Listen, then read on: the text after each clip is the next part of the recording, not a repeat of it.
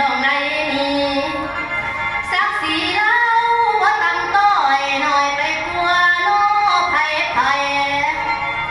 ย้อนละโหมแห่งใจพัฒนารักษาไว้บ่ลืมไหลของเขาประเพณีเก่าสืบเผ่าพันธุ์ศาสตร์เสื้อให้เหลือไว้สื่อว่าเราโอ้ยเด้อน้อง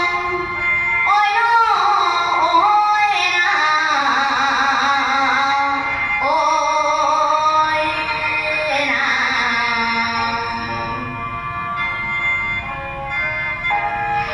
10 นิ้วขอกราบกรมบรรลุนอบเหนือเสียน